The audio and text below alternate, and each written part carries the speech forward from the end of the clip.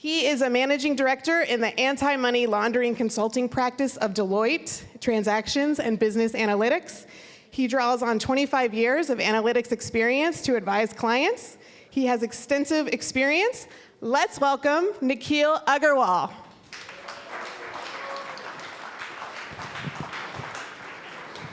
Right, good evening, everybody. Andrea, thank you for the warm welcome. It's great to see such a fantastic turnout. I'm going to be talking about an interesting topic today. Money laundering is estimated to be between $800 billion to $2 trillion each year by the United Nations. You heard that right.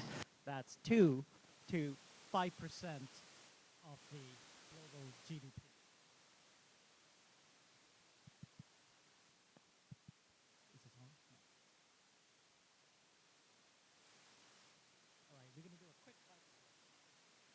How's that? Perfect. So, I guess 2 to 5% of the global GDP, even the mic got scared. So, from an agenda perspective, I'd like to give you a simple definitional construct. Then let's get into where are the FinTech plays, what are the challenges, the opportunities, and I'll then follow it up with the concrete examples. So, money laundering is simply about disguising illicit funds and making them appear legitimate. There are typically 3 stages in money laundering. The first is placement. This is where you could be making a large cash deposit. You could be making a series of small deposits. And then you have layering. You're moving funds across different counterparties, trying to basically hide the originator. And finally, it's about integration. And this is typically where what you see in the media, you make large purchases, be it boats, paintings, large homes, fancy automobiles. A simple example is a restaurant has $2,500 in profits. They show $5,000 in profit on their books, and they report that. Or you go to a casino with some cash, buy some chips, lose a little bit, cash out, and get a check, which becomes part of the legitimate flow. So ultimately, what we are talking about is how do we start detecting some of these patterns? And this is where the fintechs start to come in. There are principally 3 problems that we are interested in thinking about. The first shouldn't be a surprise because this cuts across different industries. It's about the data. Oftentimes we see that the data is siloed, it is disaggregated, the plumbing is broken, so you can never find a complete holistic picture about a customer and the transactions. The second issue we have is we have a very legacy, outdated way of detection. Algebra-based rules. So for example, you moved more than $50,000 over the last 3 months. Hey, anybody could be doing that, right? Particularly with college tuitions being incredibly high. So these rules end up resulting in a lot of false positives where really 99% of what is coming out of a system is not money laundering. The third issue that we face when it comes to money laundering, when we start doing the investigations, it's a very inefficient process.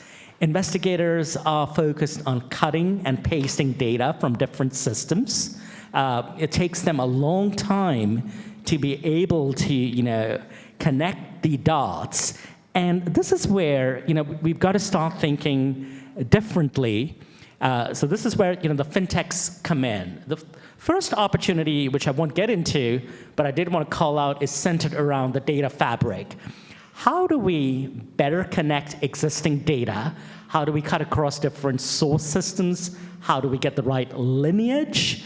And how do we start thinking about new, novel sources of data that will help us, better paint a picture about customers, about, their activity. So this, certainly is a huge topic where a lot of the fintechs are focusing on.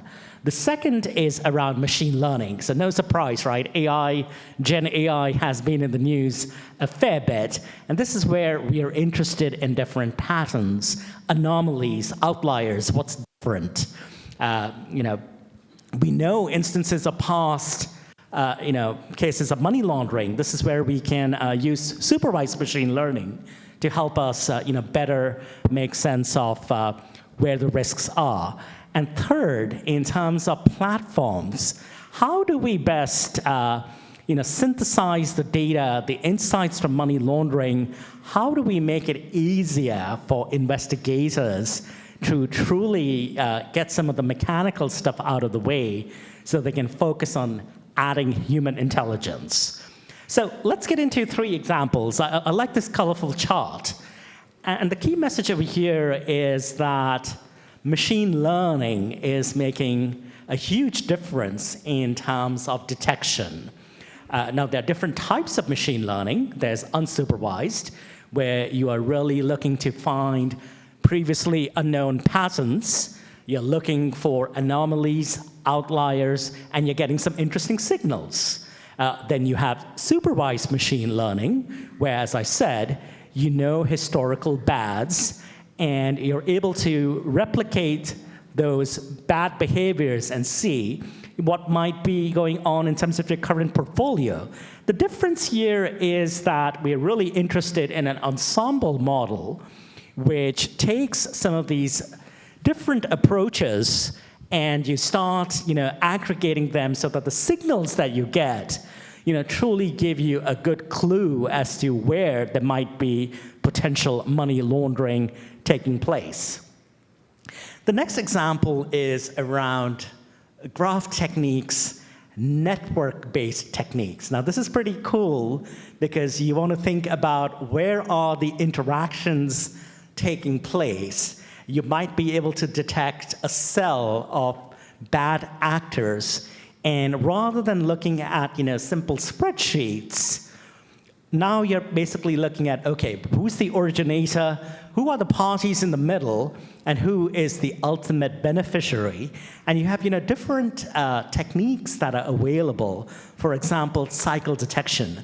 There might be party 1, they might be moving funds to party 3, 4, 5, 6, 7, 8, and then eventually the funds end up back with party 1. So this is where network-based techniques, graph techniques, are able to add incremental insights so that we focus on a broader threat vector of potential parties that are colluding on money laundering efforts.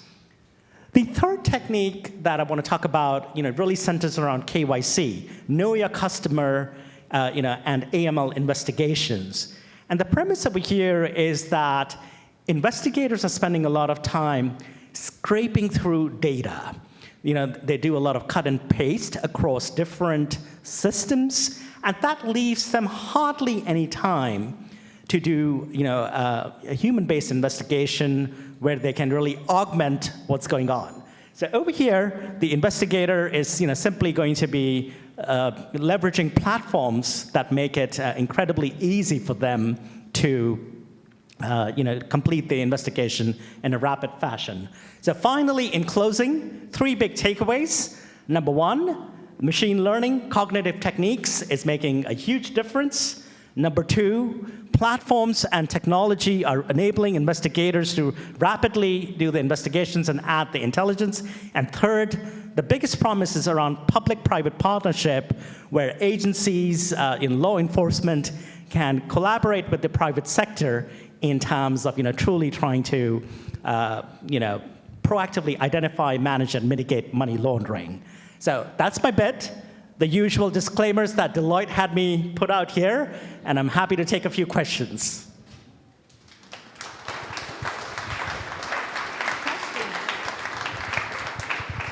Questions? I'm going to go right here. It's just so convenient. So why is Deloitte doing this? Are you under contract to the Department of Treasury or private companies or? Well, just like any large consulting firm, we have a number of banking clients. And in terms of helping our clients, we know that many of them struggle with detection investigations.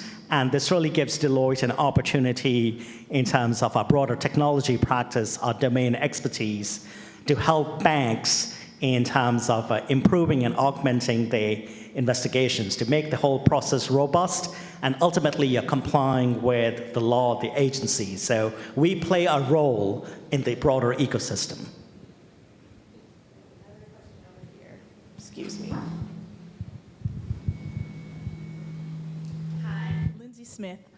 My question is, given what's going on in China right now with their estate, real estate things going on, have you seen anything, I'm trying to get the question out, with what's going on with China with their estate plan, real estate things going on, yes, and the fallout that's been happening, was that related to some sort of shell game that was going on? And what's the most interesting shell game that you've seen recently? I really appreciate that question, and I'm sure you would have seen in the media, there were folks from different countries who swoop into New York City or swoop into the Triangle, and they end up, instead of buying an apartment, they end up buying 16, 17 floors, and they end up, paying in cash. So yes, there are some broader things that are going on. This is where the adjacent to money laundering is sanctions risk. What I can say is that from a framework standpoint, certainly in terms of real estate transactions, the sources of funds, the due diligence that is taking place on buyers, the quantum that you can pay with cash, there are a number of mitigating controls in place where you simply cannot walk in and pay $2-3 million for a particular apartment. In terms of broader geopolitical issues, I can say that there are adjacent frameworks in terms of sanctions rules, politically exposed persons, where there are a number of controls that do safeguard the broader financial system.